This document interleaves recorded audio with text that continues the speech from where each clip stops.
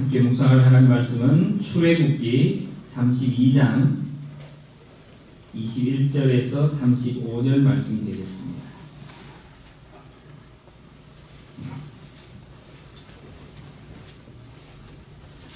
출애굽기 32장 21절로 35절 말씀.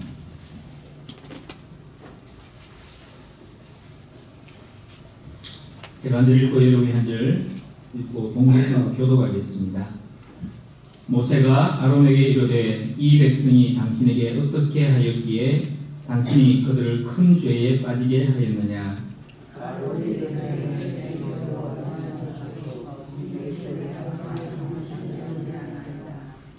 그들이 내게 말하기를 우리를 위하여 우리를 인도할 신을 만들라. 이 모세 곧 우리를 애굽 땅에서 인도하여 낸 사람은 어찌 되었는지 알 수 없노라 하기에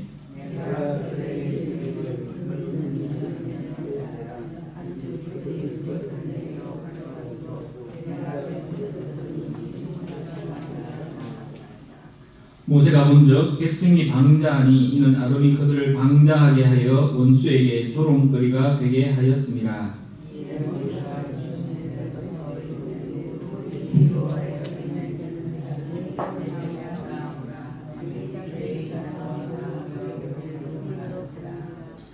모세가 그들에게 이르되 이스라엘의 하나님 여호와께서 이렇게 말씀하시기를 너희는 각각 허리에 칼을 차고 진 이 문에서 저 문까지 왕래하며 각 사람이 그 형제를 각 사람이 자기의 친구를 각 사람이 자기의 이웃을 죽이라 하셨느니라.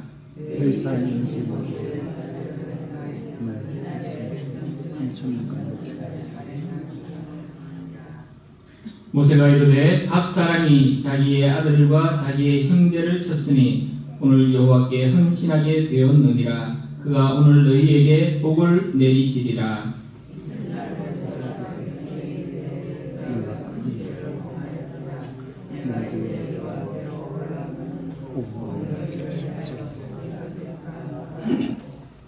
모세가 여호와께로 다시 나아가 여짜오되 슬프도소이다. 이 백성이 자기들을 위하여 금신을 만들어 싸우니 큰 죄를 범하였나이다.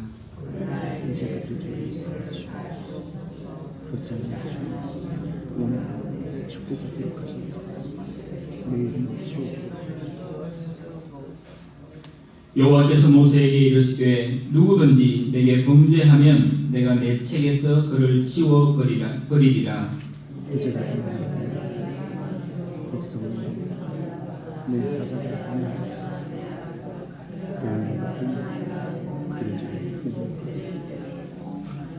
같이 읽습니다. 여호와께서 백성을 치시니 이는 그들이 아론이 만든 바 그 송아지를 만들었음이라. 아멘.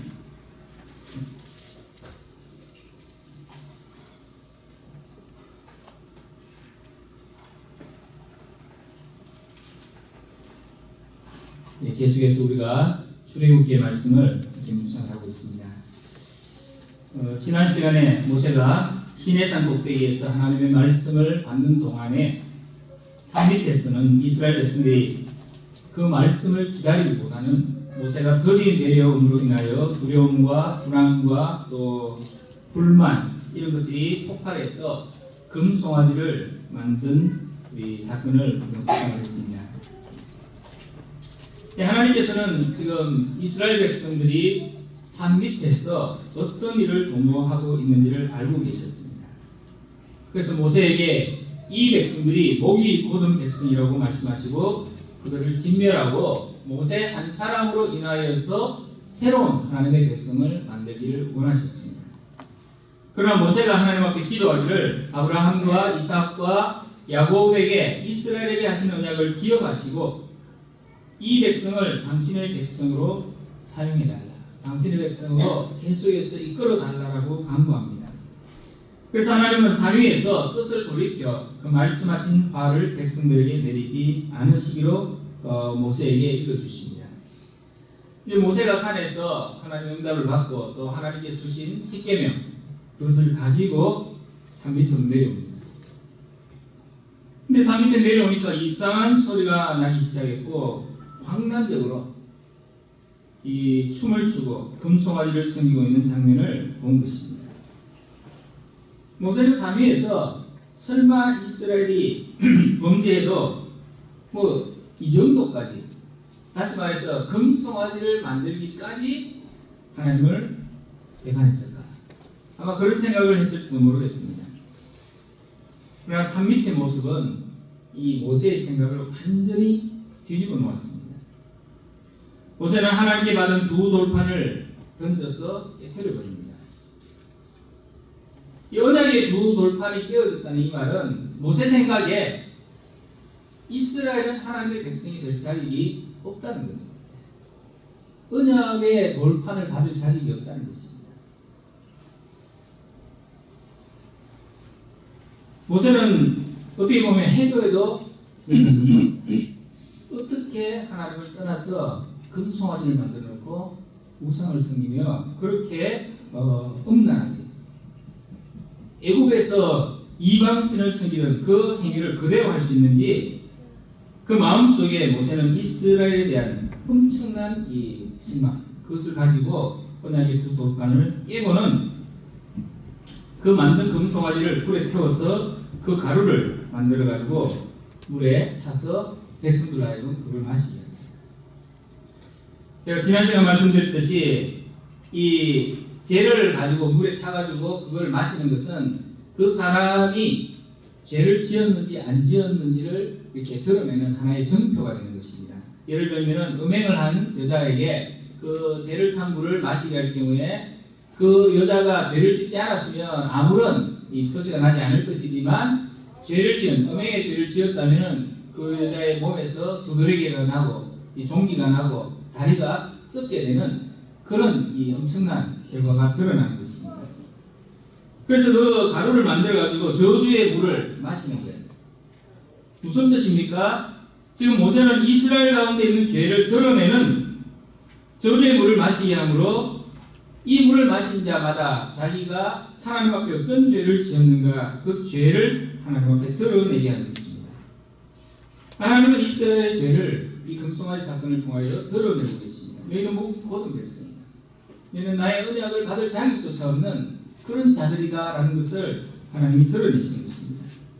그것이 하나님 앞에 얼마나 큰 죄가 된다는 사실을 이스라엘로 하여금 알게 하시는 것입니다. 여러분, 우리가 살아가면서 이것이 죄다, 이것이 하나님께서 기뻐하지 않는 것이다 하는 사실을 깨닫는 것만 해도 은혜인 줄 믿으시기 바랍니다. 죄를 죄로 아는 것이야말로 은혜입니다. 죄를 죄로 깨닫지 못하고 하나님 앞에 살아가는 것은 그야말로 하나님의 하나님의 진노를 받을 수밖에 없는 그 자리에 갈 수밖에 없습니다. 지금 하나님께서 이스라엘 백성들을 자기들이 무슨 죄를 지었는지를 드러내시는 것입니다. 여러분, 금송아지는 여호와 하나님을 섬기는 신앙의 방법과는 정반대의 모습입니다. 당시에 만연했던 그 애국에서 신을 섬기는 모습, 그것이 이스라엘 백성들이 보았던 전부였습니다. 신은 저렇게 섬겨야 되는구나, 그게 그 이스라엘 백성들의 마음속에 이렇게 확 깊이 새겨져 있는 신에 대한 개념이었습니다. 섬긴다고 하지만 보이는 형태로 만들어가지고 신을 섬기는 것입니다. 원래 우상이라는 것은 존재하지 않습니다. 신은 다른 신은 존재하지 않습니다. 그런데 인간이 신을 만들고 인간이 그것을 조종합니다. 영어로 말하면 manipulation이라 이렇게 말하는데, 무슨 뜻이냐면 미세하게 아주 교묘하게 조종한다는 뜻입니다. 그 우상 숭배라는 것은 뭐냐면 인간이 내가 원하는 것을 신이라는 어떤 존재를 가상으로 만들어 놓고 거기에 내가 원하는 것을 투영시키는 거예요. 그리고 그 신을 마치 내가 이렇게 잘 섬기는 것처럼, 잘 이렇게 희생을 드리고 막 섬기는 것처럼 가장을 해가지고 사실은 내가 원하는 대로 신을 조종하는 것입니다. 그때 좋은 신, 위대한 신이라는 것은 어떤 것입니까?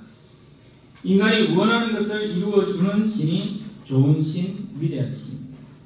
그래서 우상을 섬기는 거예요. 바알은 인간이 원하는 것을 이루어주는 좋은 신입니다. 왜? 바알은 번영을 갖다주죠. 바알은 풍성한 생산을 갖다주죠. 바알은 인간의 쾌락을 갖다주죠. 그러니까 이 바알을 섬기는 것이 인간의 인간의 그 어떤 요구에 딱 맞는 거예요. 그래서 바알 신앙이라는 것이 이 사람들의 마음 깊이 파고드는 것입니다. 신을 조종하는 것. 금송아지를 만들어 놓고 이 금송아지가 우리를 인도하여낸 여호와다라고 말을 하고 그 금송아지를 섬기기 시작합니다. 생각을 해보십시오. 이스라엘 백성들이 그 애국에서 이제 출애굽 해가지고 광야를 지나오면서 눈앞에는 보이는 게 없어요. 눈앞에 보이는 것이라고는 광야밖에 없습니다. 근데 그들이 의지해야 될 것은 유일하게 모세인데 모세가 없는 거예요. 그러니까 그들이 지금까지 의지하고 붙들었던 어떤 대상 자체가 없어지는 거예요. 하나님의 말씀이라는 것은 그냥 그야말로 보이지 않는 것이기 때문에 그 말씀을 따라서 간다는 것 자체가 불안하기 짝이 없습니다. 그 말씀을 따라서 광야를 지나간다는 것 자체는 어떻게 보면 어리석기 짝이 없는 것입니다. 어쩌면 그 말씀이 정말 믿을만한 것 같고 그 말씀이 능력이 있는 것 같고 그 말씀을 따라가면 확실한 것 같은데 한순간 딱 돌아보면 마치 사막의 신기루처럼 아무것도 없는, 그러니까 눈에 보여요. 금송아지를 만들고 자기의 방법대로 자기들이 원할 때 가고 자기들이 멈추고 싶을 때 멈추고 싶은 거예요. 근데 지금까지 이스라엘은 그렇지 않았죠. 구름 기둥이 이동하면 가는 것이고 불 기둥이 멈추면 멈추는 것입니다. 근데 이스라엘 인간의 생각은 그렇지 않잖아요. 조금 더 가면 좋을 텐데 여기가 더 좋을 텐데 이런 생각을 가지고 가다 보니까 말씀을 따라서 간다는 것은 너무나 불안합니다. 그러니까 신을 만들어 놓고 그 신에게 자신의 생각을 요구해가지고 그대로 가기를 원하는 것입니다. 이스라엘의 하나님은 여호와 신앙이라는 것은 그렇지 않습니다. 여호와 신앙은 오직 하나님의 뜻을 알고 그 뜻을 따라 순종하며 그 뜻을 따라 살아가는 것입니다. 그것은 보이지 않습니다. 그 뜻은 오직 하나님만이 인간에게 드러내시는 것입니다. 인간의 계획이나 인간의 생각이 아니라 하나님의 뜻을 하나님의 말씀을 통해서 인간에게 계시할 뿐입니다. 인간은 그 말씀을 듣고 그 계시를 받고서 순종하는 것입니다. 이것이 여호와 신앙입니다. 다시 말하여 여호와가 다스립니다. 여호와가 인도하십니다. 여호와의 뜻이 이루어도록 하는 것이 이스라엘입니다. 그러면 하나님의 영광을 받으실 것입니다. 그 하나님의 영광이 이스라엘 가운데 임하면 이스라엘도 하나님의 영광 가운데 거하는 거예요. 자, 지금 시내산에 산꼭대기에 여호와의 영광이 가득했습니다. 그 구름 가운데 여호와의 쉐키나 영광이 가득한데 모세가 올라갔어요. 그리고 모세가 먼저 올라갔다가 그 다음에 하나님께서 70인 장로들을 불러가지고 여호와 하나님 앞에서 그들이 먹고 마시는 놀라운 장면이 일어납니다. 그리고는 70인 장로들은 이제 내려오는 거예요. 오직 산에는 이제 모세가 혼자 남았는데 40일 동안 그는 먹지도 않고 자지도 않으면서 하나님의 영광 가운데 거하는 거예요. 그 표현대로 하면은 이 출애굽 24장의 표현대로 하면 6일 동안 기다려도 하나님께서 말씀하지 않다가 제7일째 될 때에 하나님이 모세에게 말씀하십니다. 그리고 그 후로 40주야를 모세가 산꼭대기에 있는 겁니다. 어떻게 보면 먹지도 못하고 자지도 못하기 때문에 육신적으로 보면 엄청난 고통 가운데 있을 수 있습니다. 그러나 여호와의 영광 가운데 있다는 것, 하나님의 말씀을 받는다는 그 놀라운 이 감격과 또 그 상황 자체가 내가 먹지 않아도 내가 자지 않아도 그 모든 것을 이미 넘어서 있는 하나님의 초자연적인 역사가 모세 가운데 임하고 있다는 거예요.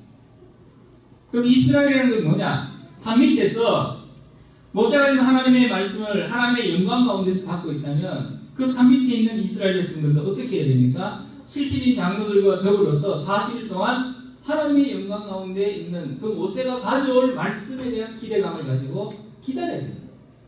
그들이 할 수 있는 유일한 것은 기다리는 것밖에 없습니다. 우리가 일주일을 생각할 때 주일날 이제 예배를 드립니다. 그 다음에 월, 화, 수, 목, 금, 토 살아가는데 월, 화, 수, 목, 금, 토가 우리에게 무슨 의미가 있냐면은 그 주님의 날 함께 모여서 공동체로 예배하며 하나님의 영광 가운데 우리가 들어갈 것을 소망하면서 또 그 영광의 삶을 우리의 월화수목금토라는 일상 주어진 삶의 현장에서 하나님의 영광을 체험하면서 주일을 기다리는 삶. 그것이 신자의 삶입니다. 여러분, 우리가 일생을 살아가면서 우리가 기다려야 되는 건 뭡니까? 하나님의 나라, 하나님의 영광. 여러분, 지금 당장 죽으면 천국 가서 하나님 만날 믿음이 있으십니까? 대답하시죠. 아멘이라고 대답하셔야 됩니다. 지금 당장 죽어도 내가 하나님의 영광의 보좌 앞에 나아갈 수 있다. 그 영광을 사모하며 살아가는 것이 신자입니다. 다른 게 아니에요. 그래서 어쩌면 인생은 기다림입니다. 기다림. 그렇지 않나요? 기다림입니다. 우리가 할 수 있는 것이 없습니다. 이스라엘 백성들은 기다리기만 하면 돼. 이스라엘 백성들은 하나님 말씀하시면 움직이면 돼. 모세가 삼위에서 하나님의 영광 가운데 있을 때 밑에 있는 70인 장로를 비롯하여 이스라엘 전체 백성은 그 가운데 아무런 일이 일어나지 않는다 할지라도, 어떠한 일이 일어나지 않는다 할지라도 모세가 하나님의 말씀을 받아 내려올 때까지 기다리면 됩니다. 그런데 백성들이 기다립니다. 여러분, 신앙이라는 것은 우리가 생각하는 것은 뭔가 어떤 우리 인간의 역사를 통하여 뭔가를 일으켜야 된다는 것은 잘못된 착각입니다. 하나님이 일하실 것입니다. 하나님이 영광이 임하면은 우리 가운데 사람이 할 수 없는 놀라운 일을 일으켰습니다. 베드로를 보십시오. 베드로가 성령이 충만하여서 성령에 기도하러 가다가 성령 미문의 안전맥을 보면서 뭐라고 말했습니까? 은과 금은 내게 없지만 내게 있는 것으로 내게 주노니 곧 나사렛 예수 그리스도의 이름으로 일어나 걸어라 하고 그 손을 잡아 일으키니 그가 일어나 걷게 되었습니다. 어떻게 그런 일이 일어날 수 있습니까? 베드로에게 능력이 있어서? 아니지요. 그가 성령의 감동 가운데, 성령의 충만한 가운데 있을 때에 하나님께서는 베드로를 사용하셔서 그 일을 행하신 것입니다.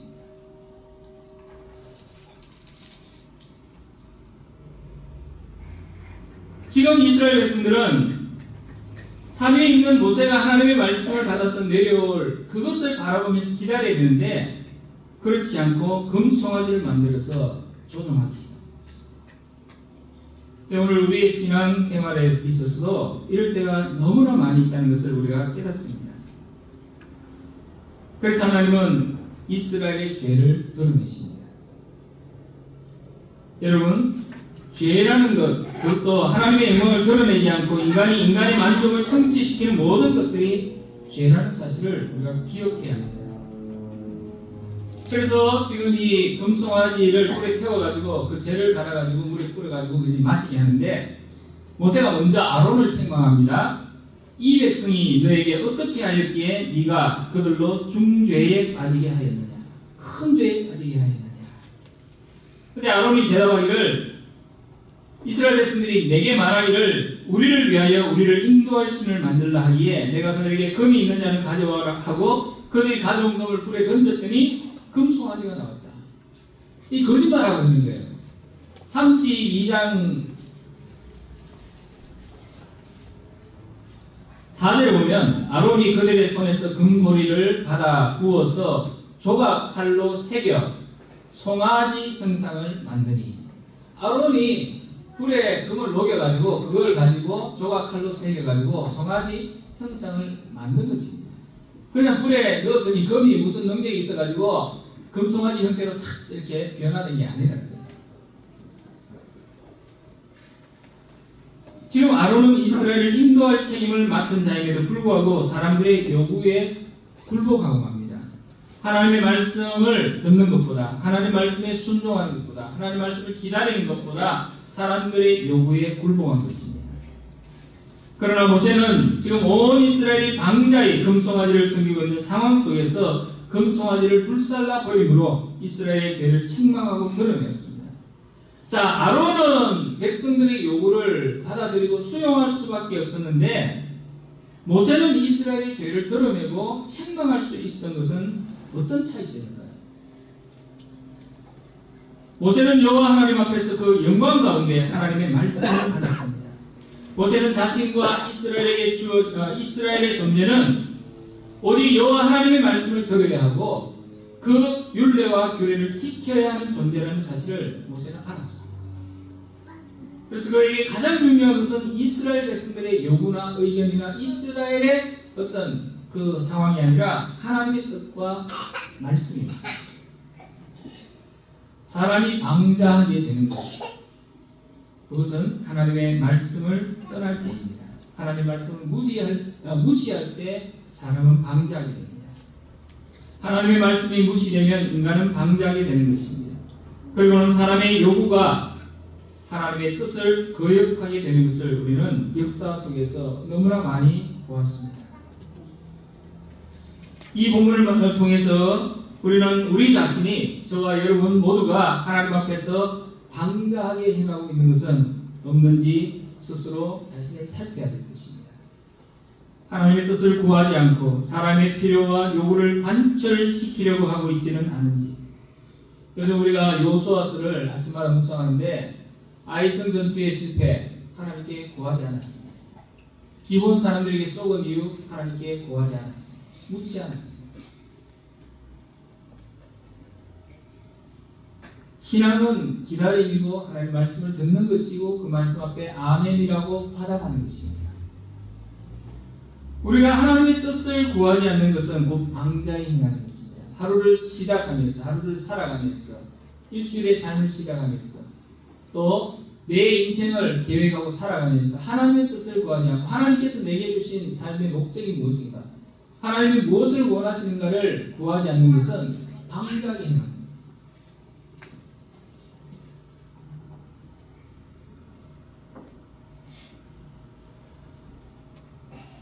세상에 많은 사람들은 인생을 목적 없이 살아갑니다. 목적 없이 살아가는 것은 자기 마음대로 살아가는 거죠. 자기 마음대로. 지금 이스라엘 백성들은 하나님의 말씀과는 상관없이 자기 스스로 신을 만들고 자기 스스로 그 신을 향하여 섬기기 시작했습니다. 여러분, 얼마나 열심히 섬겼으면 그 금 귀걸이, 금 목걸이 이런 게 아깝지 않습니까? 귀한 거예요. 그걸 다 녹여가지고 금송아지를 만들어 놓고 그 위에 경배하기 시작합니다. 열심으로 따지면 엄청난 열심이 여기 들어가 있는 거예요. 인간의 열심이. 인간의 열심이 금송아지 안에 엄청나게 들어가 있는 것입니다. 근데 그것은 방자하게 하는 것입니다.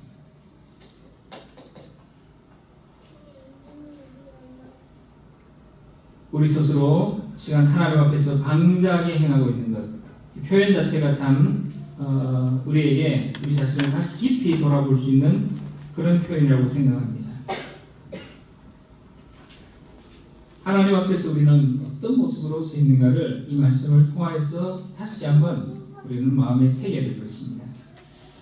그 다음에 이제 모세가 이스라엘의 방자함을 보고 여호와 하나님 편에 설 자를 앞으로 나오게 했습니다. 그러니까 레위 자손이 나와왔고 레위 자손들에게 칼을 가지고 각 진영을 다니면서 금송아지 우상 숭배를 주도했던 사람 약 3,000명을 죽입니다. 그들은 그 형제요, 친구요, 이웃입니다. 3,000명이 죽은 거예요. 근데 29절에 보면 각 사람이 아들과 형제를 쳤으니 오늘날 여호와께 헌신하게 되었다고 했습니다. 헌신하게 되었다. 여호와께 헌신하게 되었다.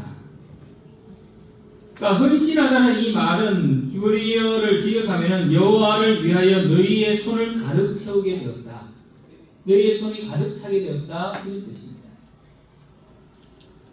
여호와 하나님께 헌신하기 위해서 그들은 형제, 친구, 이웃들을 죽였습니다. 무슨 말입니까? 신앙이라는 것은 결국 사람을 기쁘게 하는 것이 아니라 하나님을 기쁘게 하는 것입니다. 충돌한다는 거예요. 충돌.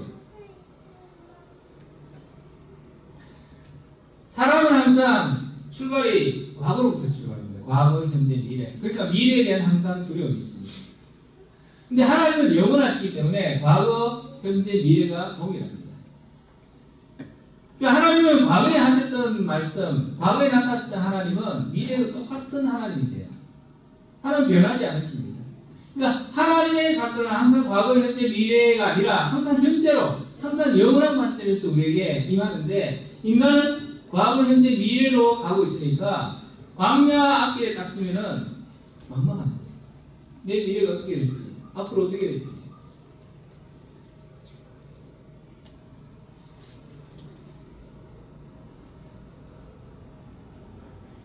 결국 하나님께 헌신한다는 것은 사람의 판단, 사람의 생각, 사람의 기뻐하는 것, 그것과 충돌할 수밖에 없습니다. 신앙이라는 것은 신약 성경에서 나온 것이 내가 사람을 기쁘게 하랴 하나님을 기쁘게 하랴, 하나님을 기쁘게 하는 것이 신앙입니다. 근데 레위 사람이 하나님께 헌신했습니다. 하나님을 기쁘시게 하는 것, 결국 하나님의 뜻을 따라 의를 행하는 것, 그것이 레위 사람들의 헌신이었습니다. 사실 레위는 야곱으로부터 저주를 받았습니다. 너는 잔해하는 칼이다. 그래서 이스라엘 가운데 흩어질 것이다. 근데 흩어지기는 흩어졌는데 제사장으로 흩어졌으니까 이게 저주가 변화해서 복으로 바뀐 거죠. 여호와께 헌신함이 그 저주가 복으로 바뀌는 놀라운 역사가 일어나는 것입니다.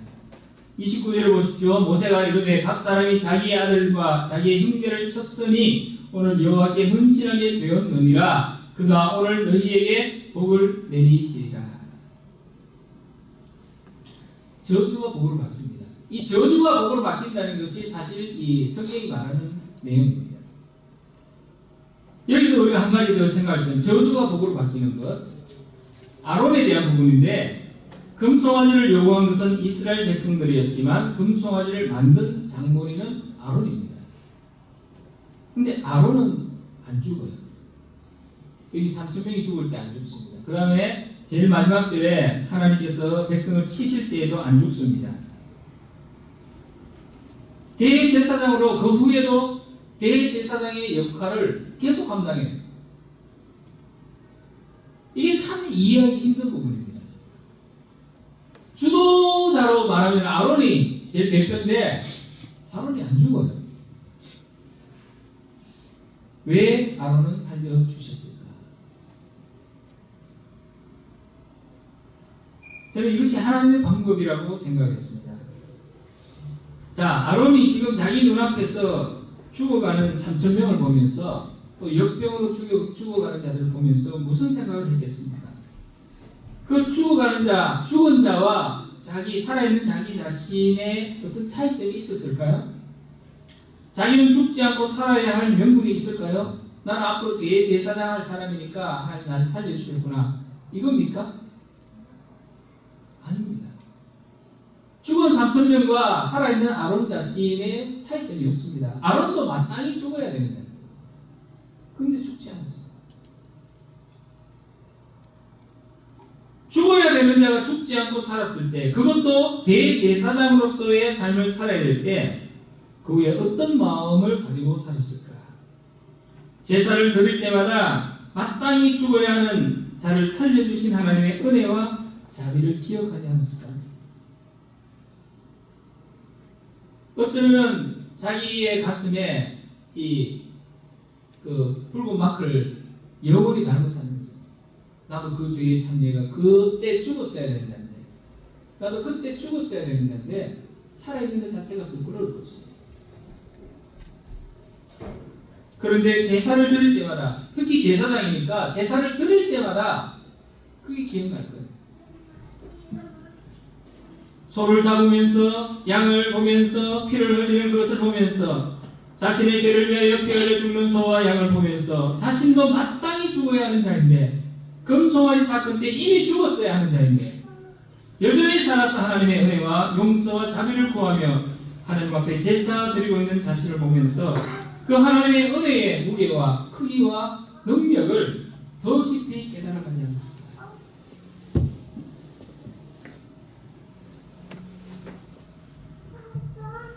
우리가 손양호 목사님의 이야기를 잘 합니다.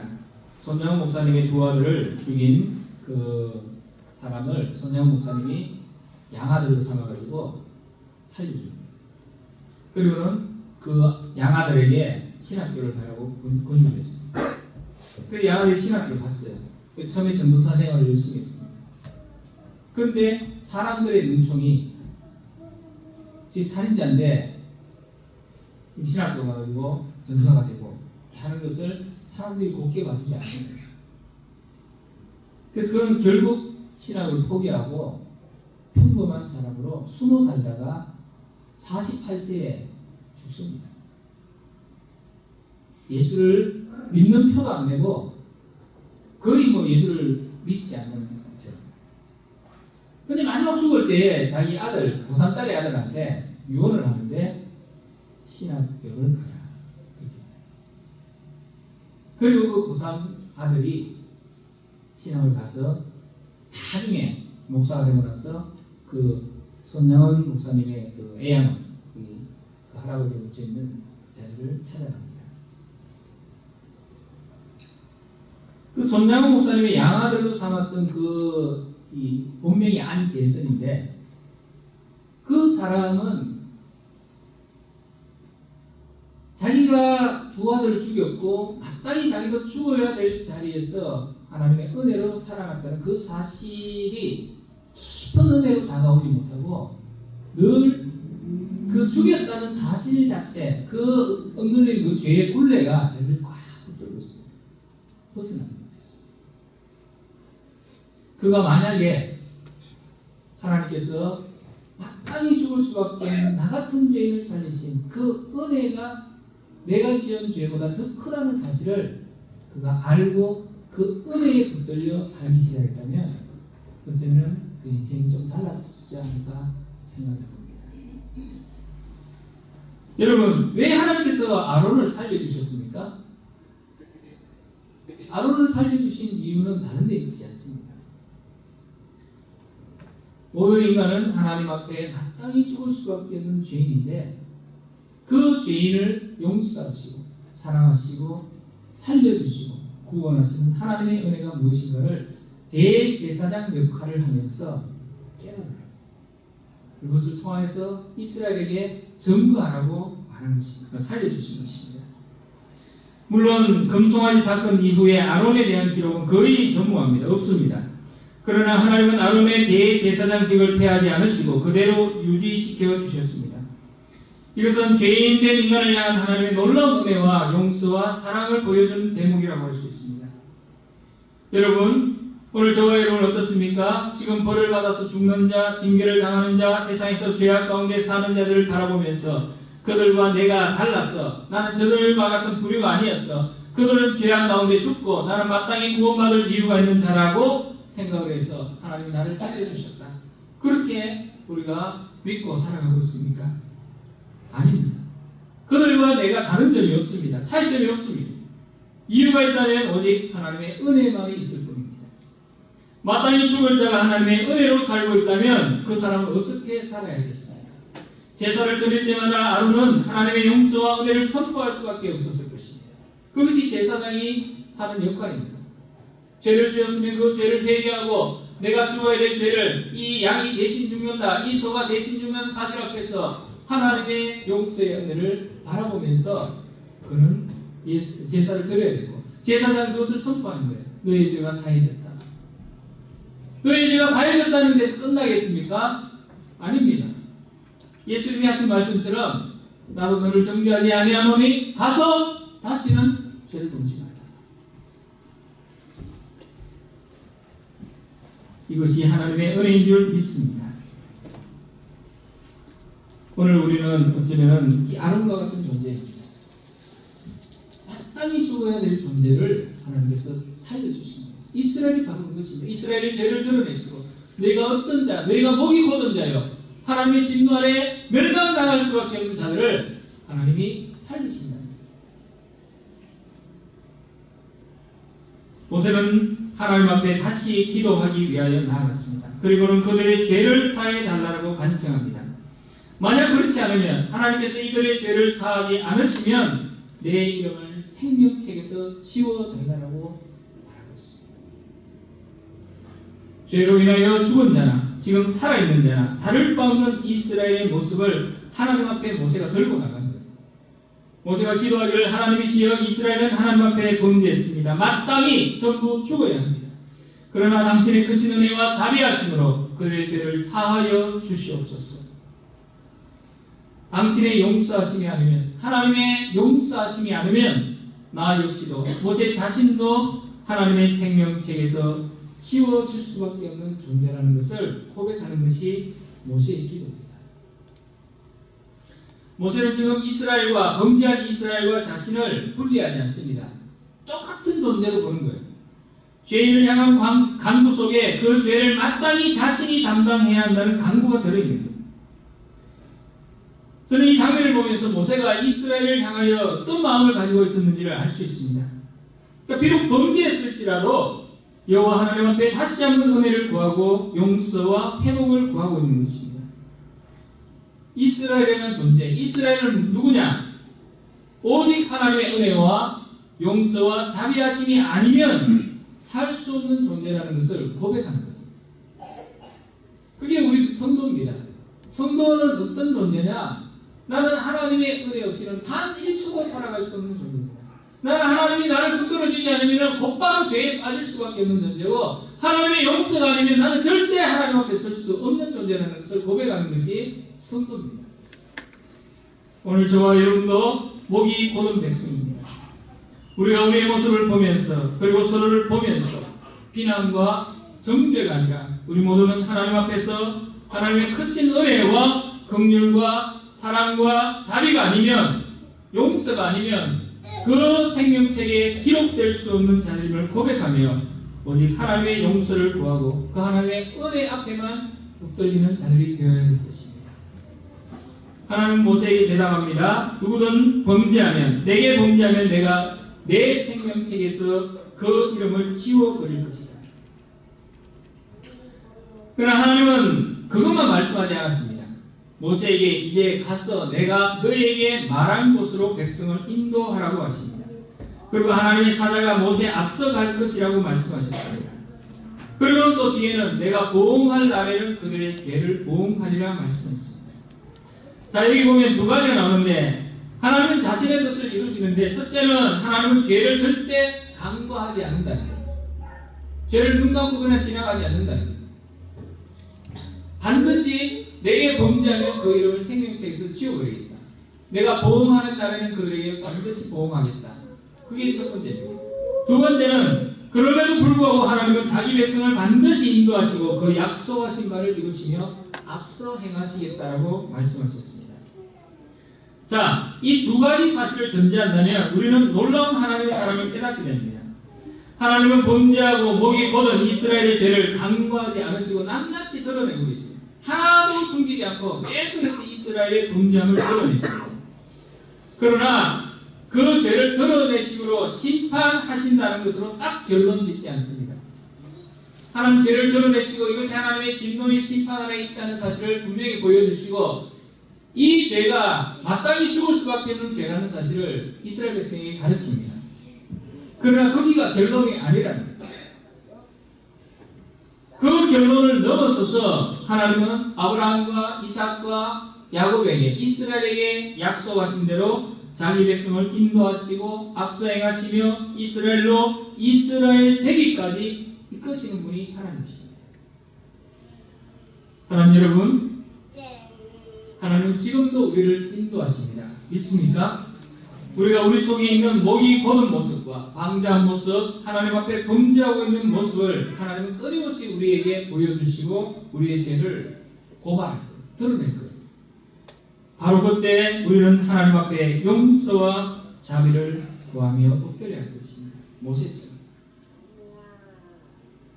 그러면 하나님께서는 그 약속하신 대로 우리의 삶을 인도하시는 것을 보여주십니다. 죄의 보응은 이루어지겠지만 하나님은 죄의 보응에서 끝내지 않으시고 우리를 살리십니다. 생명책에서 지워져야 마땅한 자들을 그 생명책에 그대로 보존하십니다. 어떻게 그 일이 이루어질 수 있습니까? 마땅히 하나님의 진노를 받아 죽어야 되고 생명책에서 이름이 지워져야 되는 우리가 하나님의 은혜로 살게 되고 우리의 이름이 생명책에 여전히 기록되어진다는 사실. 어떻게? 성경은 우리에게 이렇게 말씀합니다. 예수 그리스도는 우리의 범죄함을 위하여 내어 준비되고 우리의 의로움을 위하여 살아나셨느니라. 아멘. 우리가 기억해야 하는 한 가지 사실.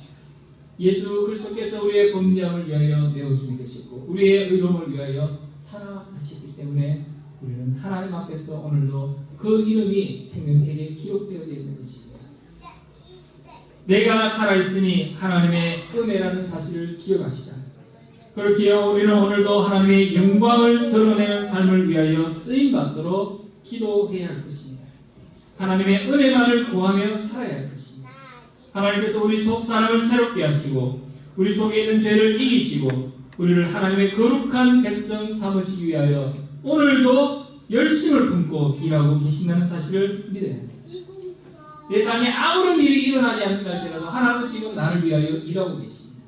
하나님 나를 위하여 은혜 베푸시기를 멈추지 않으시고 하나님 나를 위하여 여전히 하나님 당신의 거룩하신 사랑으로 우리를 인도하시고 앞서해 가시는 분이심을 믿어야 합니다. 그것을 고백해야 합니다. 그리고 아멘으로 화답해야 합니다. 예, 아멘. 우리가 주님의 말씀에 순종하겠습니다. 아론처럼 마땅히 죽어야 했지만 그를 살려주시고 대제사장의 직무를 감당하며 하나님의 용서와 은혜가 무엇인지를 깨닫고 평생 하나님만을 의지하도록 하신 그 하나님의 사랑이 오늘 저와 여러분을 붙들고 있습니다. 예수 믿음이 바로 그것입니다. 오늘 저와 여러분들도 우리가 성도가 되었다는 것, 내가 목사가 되었다는 것, 장로가 되었다는 것, 권사가 되었다는 것, 무슨 특별한 우리의 공로가 있어서 하나님 앞에 직분을 부름받는 것 아닙니다. 오직 하나님의 은혜가 저와 여러분 가운데 있기에 우리는 오늘 이 시간 그분의 은혜를 찬양하며 이 자리에 있는 것, 이것이 우리의 복인 줄 믿습니다. 저와 여러분 이 하나님의 사랑이 오늘 우리에게 임한 줄 믿고 담대하게 하나님의 사랑을 선포하며 사랑하는 저와 여러분 되기를 주의 이름으로 축복합니다. 기도하겠습니다.